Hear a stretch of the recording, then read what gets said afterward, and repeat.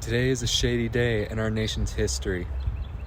80 years ago today, Franklin D. Roosevelt, who served as the 32nd President of the United States and the longest-serving U.S. President and the only one to have served more than 2 terms, died of a cerebral hemorrhage at the age of 63. Now let me tell you about that.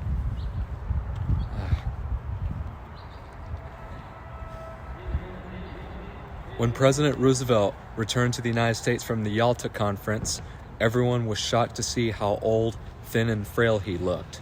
He made an unprecedented concession to his physical incapacity by speaking while seated during the address to Congress.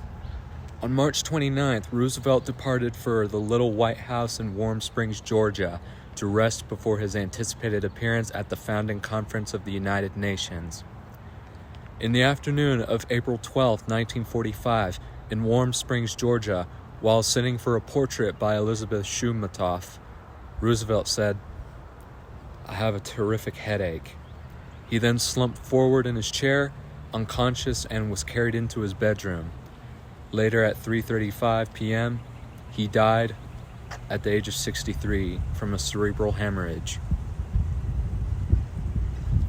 Roosevelt's body was placed in a flag-draped coffin and loaded into the Ferdinand Magellan presidential train for the trip back to Washington. A smaller ceremony was chosen instead of a state funeral because the United States was still in a state of war. Thousands of people, nevertheless, gathered along the route to pay their respects. Roosevelt's remains were not laid in state at the U.S. Capitol as is customary. Instead, they were placed in the White House East Room, where a modest funeral service was held on April 14th and attended by his family, senior government officials, and foreign ambassadors. After that, Roosevelt was taken by train from Washington to Hyde Park, where he was born. On April 15th, he was buried per his wish in the rose garden of his Springwood estate.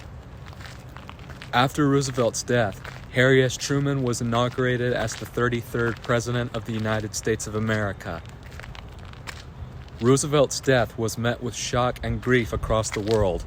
During the 30 days of mourning, Germany submitted, but Harry Truman ordered flags to stay at half-staff and dedicated Victory in Europe Day and its festivities to Roosevelt's memory.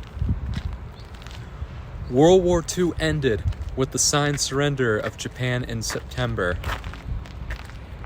Just as Roosevelt's wheelchair was kept a secret from the public, so too was his deteriorating physical condition.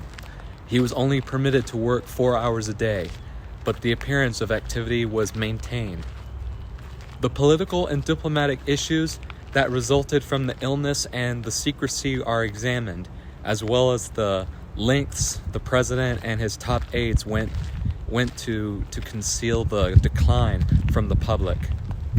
It contends that Roosevelt was too ill to have served any longer, and that his incapacity to do so resulted in significant foreign policy blunders in 1944 to 45, and a failure to adequately prepare Vice President Harry S. Truman for his successor.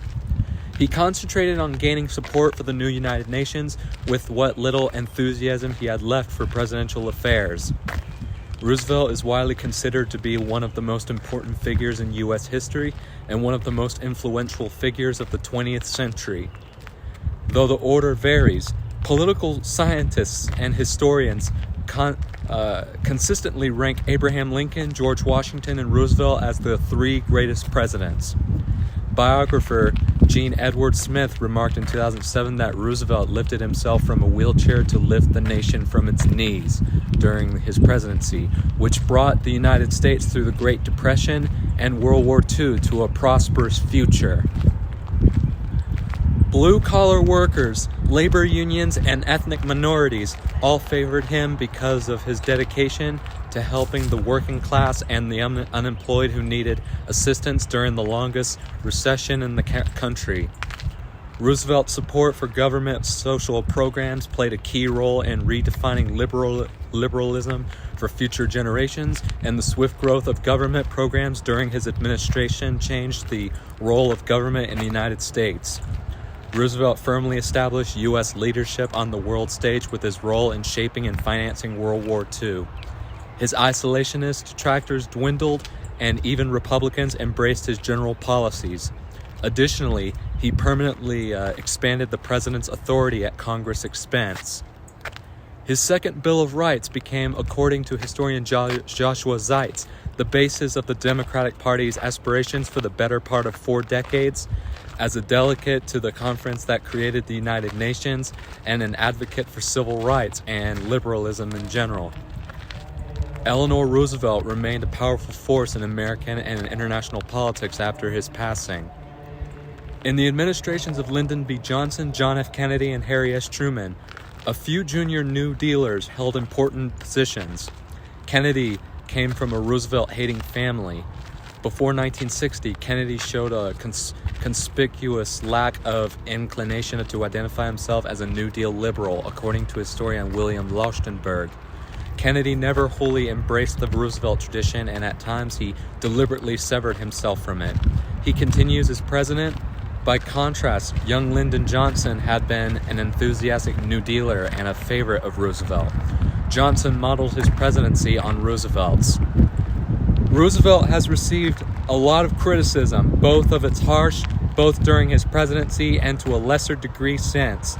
In addition to his policies, stances, and the consolidation of power brought about by his responses to the Great Depression and World War II, critics have also questioned his decision to run for a 3rd term as president, which defied convention.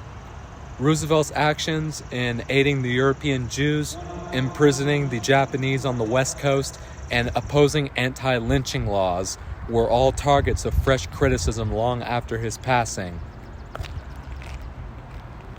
He was also criticized by conservatives for his economic policies, especially the shift in tone from individualism to collectivism with the expansion of the welfare state and regulation of the economy. Those criticisms continued decades after his death, and the election of Ronald Reagan in 1980, who opposed the New Deal, was one reason why these issues were brought up again. Franklin Roosevelt, as you may not know, is one of my favorite U.S. presidents we've ever had in our nation's history.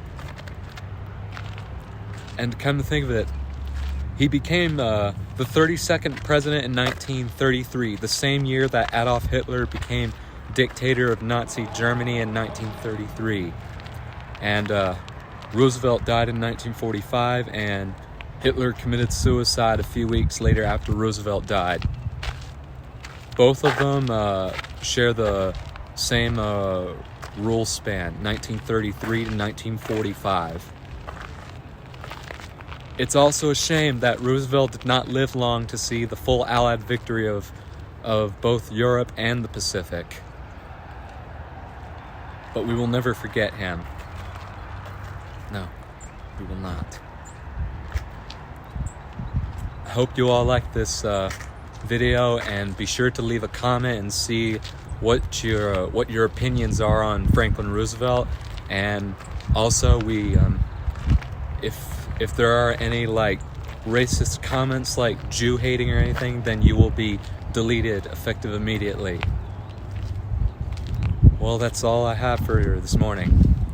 Be sure to subscribe below, and I'll see you next time for another history update. This is Stephen Luke, and I'm out. Bye.